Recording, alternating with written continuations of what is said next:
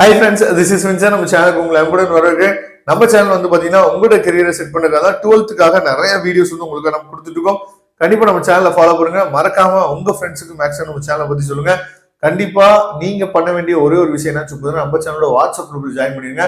ஏன்னா இந்த மாதிரி நல்ல வீடியோஸ்க்கு கண்டிப்பா வியூஸ் போகாது அப்படிங்கிறது நல்லாவே தெரியும். சரியா, பரவாயில்ல. ஆனா உங்களுக்கு இந்த வீடியோ வந்து யூஸ்ஃபுல்லா இருந்துச்சு அப்படின்னா தயவுசெய்து ஒரு லைக் பண்ணுங்க, உங்க ஃப்ரெண்ட்ஸுக்கு மேக்ஸிமம் நீங்க ஷேர் பண்ணுங்க, அவங்களுக்கும் இந்த விஷயம் போய் சேரும். ஏன்னா நிறைய பேத்துக்கு இந்த விஷயம் தெரியவே தெரியாது. அதாவது 12th எக்ஸாம் முடிஞ்ச பின்னாடி கூட இந்த விஷயம் நிறைய பேர் தெரியாது. இப்ப நம்ம பேச போற விஷயம், அப்ப குவார்டர்லி எக்ஸாம் முடிய போகுது இன்னையோட. அப்ப முடிஞ்சோடனே ரிசல்ட், அதாவது நமக்கு வந்து பேப்பர் கொடுப்பாங்கல்ல, அந்த பேப்பர் கொடுத்தோடனே நம்ம என்ன பண்ணணும், பேப்பர் கொடுத்தோடனே நாங்க என்ன சார் பண்ண போறோம், ஃபெயில் ஆயிருந்துச்சு அப்படின்னா அப்படியே தூக்கி போட்டு போக போறோம், பாஸ் ஆயிருந்துச்சு அப்படின்னா வீட்டுல பேரண்ட்ஸ்ல சைன் வாங்கிட்டு வர போறாங்க, இதுக்கு மேல என்ன சார் நடக்க போகுது அப்படின்னு சொல்லி நீங்க கேட்கலாம். நல்ல ஒரு விஷயம் நீங்க புரிஞ்சுக்கணும். அதாவது நீங்க என்ன படிக்க போறீங்க அப்படிங்கிறது உங்க மைண்ட்ல என்ன செட் பண்ணிருப்பீங்கன்னு நினைக்கிறேன். அதாவது மார்க் வந்தோடனே பாத்துக்கலாம், 12th மார்க் போட்டு பாத்துக்கலாம், இது கிடையவே கிடையாது. இதெல்லாம் ஆதி காலத்து டயலாக். இதெல்லாம் மார்க் வந்தோடனே பாத்துக்கலாம், மார்க் இதெல்லாம் நீங்க வந்து பேசவே கூடாது. மார்க் வந்தோடனே எல்லாம் பார்க்க முடியாது.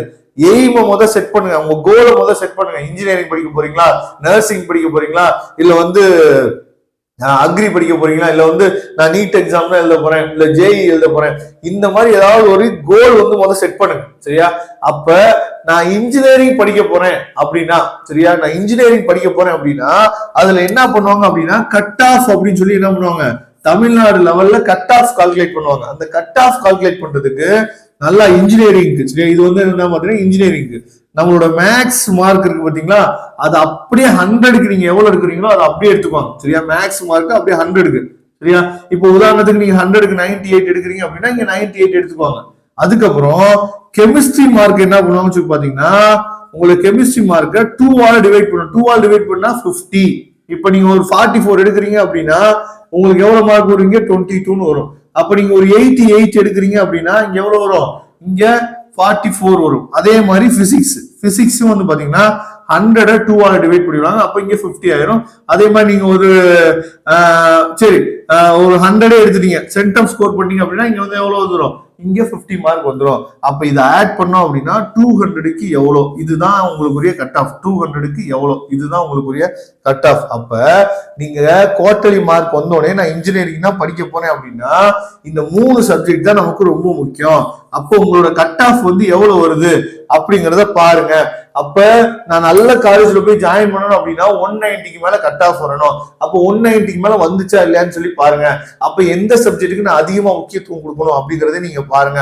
இது வந்து பாத்தீங்கன்னா இன்ஜினியரிங். ஒருவேளை நான் அக்ரி பக்கம் போறேன் சார், இல்ல வந்து பாத்தீங்க அப்படின்னா பேராமெடிக்கல் போறேன், இல்ல நான் வந்து பாத்தீங்க அப்படின்னா நான் வந்து வெட்டினரி கவுன்சிலிங் போறேன், இதுக்கெல்லாம் என்ன முக்கியம் அப்படின்னு சொல்லி பாத்தீங்கன்னா உங்களோட பயாலஜி மார்க்க 2 டிவைட் பண்ணிருங்க. சரியா, 50. அதே மாதிரி மேக்ஸ் மார்க் 2 டிவைட் பண்ணிருங்க. சரியா, அதுவும் 50. அதுக்கப்புறம் பிசிக்ஸ் மார்க் 2 டிவைட் பண்ணிருங்க, அதுவும் 50.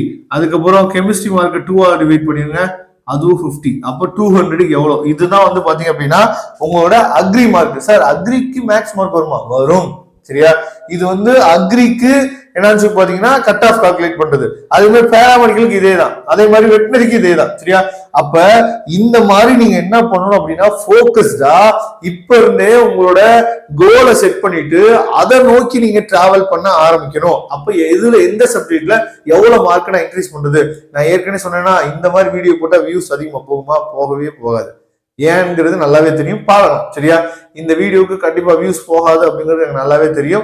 ஏன்னா நீங்க இப்பதான் இன்னைக்கு எக்ஸாம் முடிக்க போறீங்க, எக்ஸாம் முடிச்சுட்டு இதுக்குள்ள எப்படி வருவீங்க, வர்றதுக்கு வாய்ப்பே இல்லைங்க. நல்லாவே இருந்தாலும் பரவாயில்ல, நம்ம நம்பி ஒரு 500 பேர் இருந்தாலும் சரி, 600 பேர் இருந்தாலும் சரி, இந்த விஷயம் போய் சேரணும் அப்படிங்கிறது தான் என்னோட எய்ம் எப்பயுமே. சரியா, அதனால உங்களுக்கு இந்த வீடியோ கண்டிப்பா ஏதாவது ஒரு இன்ஃபர்மேஷன் புதுசா கொடுத்துருந்துச்சு அப்படின்னா நிறைய பேருக்கு ஷேர் பண்ணுங்க. ஏன்னா இந்த விஷயம்லாம் 12th எக்ஸாம் முடிஞ்ச பின்னாடி கூட நிறைய பேர் தெரியாது. இன்ஜினியரிங் கட் ஆஃப் கால்குலேட் பண்ணுவாங்களா, இன்ஜினியரிங் வந்து பாத்தீங்க அப்படின்னா இந்த மார்க் வச்சுதான் கட் ஆஃப் கால்குலேட் பண்ணுவாங்களா, பேராமெடிக்கல் இப்படிதானா, அக்ரிக்கு இப்படிதானா அப்படின்னு சொல்லிட்டு நிறைய பேருக்கு தெரியாது.